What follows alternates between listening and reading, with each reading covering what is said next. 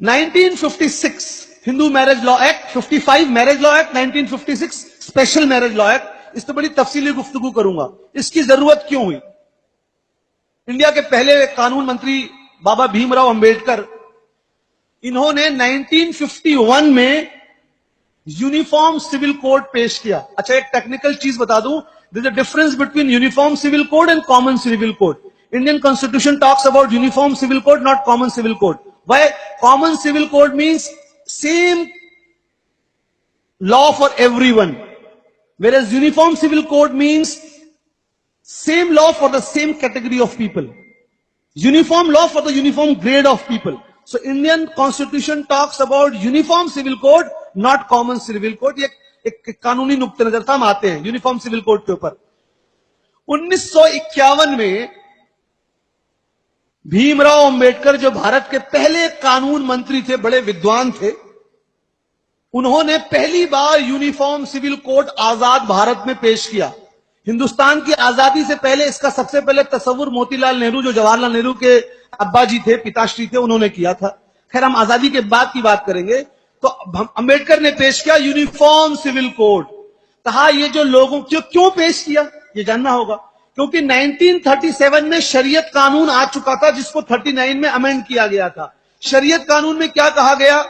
हिंदुस्तान में रहने वाले मुसलमानों को अपने शादी, निकाह, तलाक, जायदाद की तकसीम, विरासत, गोद लेना और अपने औकाफ की प्रॉपर्टी, इसमें उनको अपने मजहबी कानून को मानने का पूरा इख्तियार है। ये 1937 में कानून बन चुका था और फिर 39 में अमेंड हुआ। किन चीजों में? शादी, निकाह एक ही हो गया, तलाक, जायदाद, विरासत और औकाफ। कहा अगर फला फजलुल्लाह चिश्ती और मौलाना हमारे बीच में कोई बिजनेस ट्रांजैक्शन होता है, तो वो इस्लामिक कानून के तहत नहीं, वो इंडियन कानून के तहत उसको गवर्न होगा। अगर एक मुसलमान और दूसरे मुसलमान मिलकर तिजारत शुरू करते हैं, तो उस तिजारत का जो कानून है वो इंडियन कॉन्स्टिट्यूशन और इंडियन लॉ लगेगा।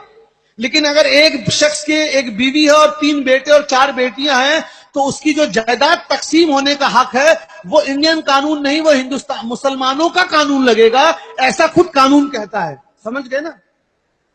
अब हिंदू धर्म में बाप की प्रॉपर्टी में बेटी को कोई हक नहीं है। तो अंबेडकर जी ने कहा नहीं भी। अच्छा, यहां पर बता दूं, वक्त है, बता दे रहा हूं बहुत जल्दी। जैसे हमारे यहां 4 स्कूल ऑफ थॉट हैं, हनफी, शाफी, मालिकी, हम्बली। इनके यहां 2 स्कूल ऑफ इनहेरिटेंस है, दया भागा और मिताक्षरा। दया भागा जो है वो सिर्फ आसाम में और बंगाल में पाया जा रहा है। मिताक्षरा स्कूल ऑफ थॉट पूरे इंडिया में पाया जाता है। यानी जायदाद कैसे तकसीम होगी, इसमें हिंदू धर्म में 2 व्यू हैं। एक व्यू के मुताबिक जैसे ही घर में बच्चा पैदा हुआ, पैदा होते ही उसको प्रॉपर्टी में हिस्सा मिल गया। दूसरी लॉ कहता है नहीं, जब तक अब्बा पिताश्री जिंदा है तब तक कोई हिस्सा नहीं मिलेगा, अब्बा के मरने के बाद ही मिलेगा। These are the 2 schools of Hindu law of inheritance and Mitakshara school of inheritance. We won't go into detail. ठीक है? तो अंबेडकर जी ने कहा भाई दोनों कानून में बेटे को हक है, बेटी को तो हक ही नहीं है। तो अंबेडकर जी 1951 में यूनिफॉर्म सिविल कोड लाए और कहा हिंदू धर्म में गरचे बेटियों को बाप की प्रॉपर्टी में कोई हिस्सा नहीं है, लेकिन अब हम यूनिफॉर्म सिविल कोड लाएंगे और न मुसलमानों को उनकी मजहबी कानून को मानने का हक है, न हिंदू हजरात को मानने का हक है। सबको बराबर कानून मिलेगा और वो क्या है? जो हिंदुस्तान का आईन, कॉन्स्टिट्यूशन, संविधान डिसाइड करेगा। यह मसौदा पेश किया किसने? भारत के पहले कानून मंत्री बाबा भीमराव अंबेडकर ने। इसकी मुखालिफत किसने की सबसे पहले मालूम है? हिंदू महासभा। लिखिए, ऑन रिकॉर्ड बता रहा हूं भाई, सरदार वल्लभ भाई पटेल ने मुखालिफत की। क्यों? कहा नहीं, ये हमारे धर्म में मुदाखिलत होगी। This will be an interference in our religion. ये हमारे धार्मिक मामलों में भारत के संविधान का हस्तक्षेप होगा। हम हिंदू धर्म के मानने वाले हैं, हम यहां पे संविधान का हस्तक्षेप स्वीकार नहीं करेंगे। अथा सरदार वल्लभ भाई पटेल और बहुत से महापंडितों ने, नाम नहीं लेना चाहता हूं, उन्होंने यूनिफॉर्म सिविल कोड की मुखालिफत की और अपना एक महिला मोर्चा बनाया, हिंदू महिला मोर्चा, और औरतों को खड़ा किया। औरतों को तो खुश होना चाहिए था ना कि अब हमको भी मजहब में, अब प्रॉपर्टी में हिस्सा मिलेगा, लेकिन औरतों ने क्या कहा, हिंदू धर्म की औरतों ने, देखिए हमको अगर हमारा मजहब प्रॉपर्टी नहीं देता तो हमको प्रॉपर्टी नहीं चाहिए, लेकिन हम अपने मजहब में मुदाखिलत बर्दाश्त नहीं करेंगे। तो सबसे पहले यूनिफॉर्म सिविल कोड की मुखालिफत हिंदू महासभा ने की थी। It is on record. Baba Bhimrao Ambedkar को इससे इतना दुख हुआ कि उन्होंने जो है इस्तीफा दे दिया कानून मंत्री से, और 56 में फिर जो है वो इस दुनिया से चल बसे। तो आज जो लोग बात कर रहे हैं ना कि मुसलमान लोग संविधान को नहीं मानते, अरे बहुत पुरानी नहीं, 55 और 51 की हिस्ट्री भी तो पढ़ लो। क्या हमारे बाप दादाओं ने इस मुल्क की आजादी के लिए खून बहाया है।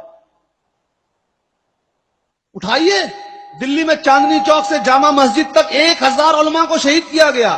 तो इस मुल्क से हमको मोहब्बत है, इस मुल्क के कानून को, संविधान को हम पूरी तरह फॉलो करते हैं, और उसी संविधान में यह हक दिया गया है कि मजहबी मामले में आजादी है, लिहाजा अगर आप हमारी आजादी छीन रहे हैं तो ये हमारी नहीं, संविधान की आजादी छीन रहे हैं। बहुत अच्छी बात। अब दूसरी बात, ये पर्सनल लॉ सिर्फ मुसलमानों को नहीं मिला है, ये भी बहुत बड़ी गलतफहमी है। ये हिंदू हजरात को भी मिला है और ईसाई हजरात को भी मिला है। ये सिर्फ मुसलमानों को नहीं, हिंदू हजरात को भी मिला है। अब मजे की बात सुनिए, बराबरी का हक। लॉ स्टूडेंट होते तो बहुत मजा आता मुझे बात करने में। अभी अलीगढ़ मुस्लिम यूनिवर्सिटी में 5 दिन पहले लेक्चर था लॉ फैकल्टी में, बच्चों ने, लॉ के स्टूडेंट्स ने कराया था। बहुत अच्छा मतलब खिताब रहा, क्योंकि वहां बड़ा मजा आया सवाल जवाब के सेशन में। भाई बराबरी की बात हो रही है ना, आइए अब बात करें। 1950 का प्रेसिडेंशियल ऑर्डर क्या कहता है? कहता है हिंदुस्तान में जो पिछड़े लोग हैं, वो पिछड़े लोगों को रिजर्वेशन दिया जाएगा, सीट आरक्षित की जाएगी हरिजन हजरात को, शेड्यूल कास्ट को। और आगे क्लॉज क्या लगाया गया, ये पिछड़े लोग सिर्फ हिंदू धर्म से इनका ताल्लुक होगा, ईसाई धर्म के पिछड़े लोगों को और मुसलमान धर्म के पिछड़े लोगों को कोई रिजर्वेशन नहीं मिलेगा। अब आर्टिकल 14 का क्या हुआ?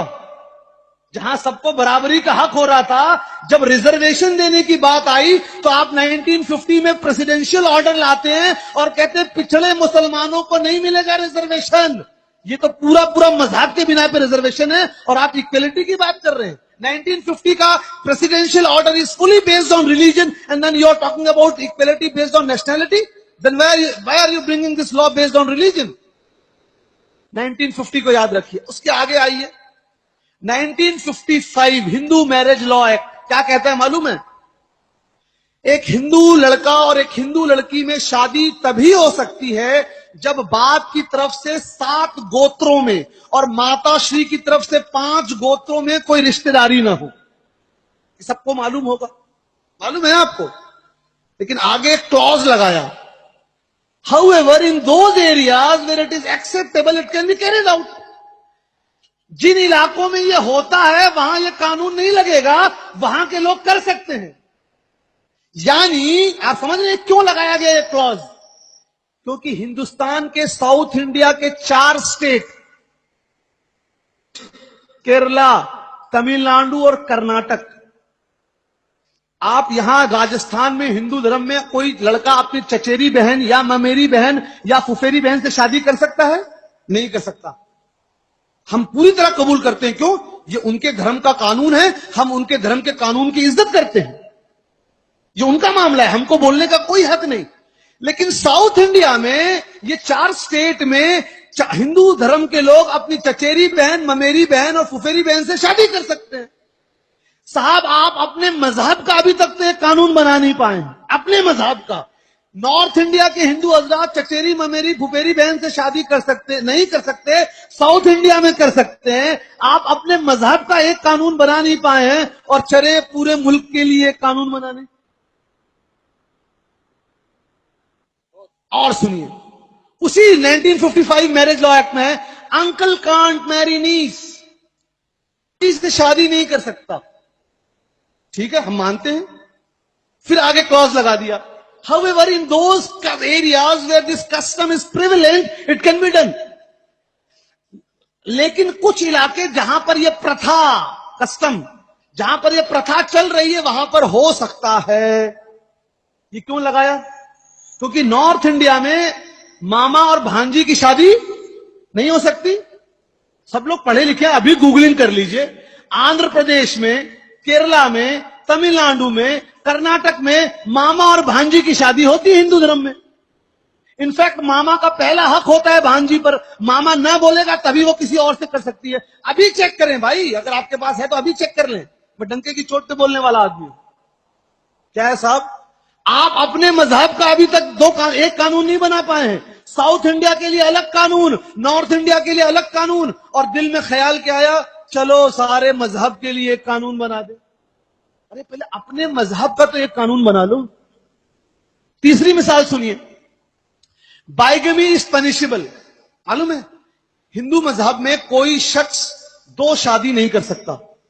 कंडीशन है, अगर बीवी मां नहीं बन सकती, कुछ ऐसी बीमारी हो गई, वो एक्सेप्शनल और स्पेशल केसेस है। इन जनरल हिंदू धर्म में कोई भी पुरुष दो शादी, मालूम है ना।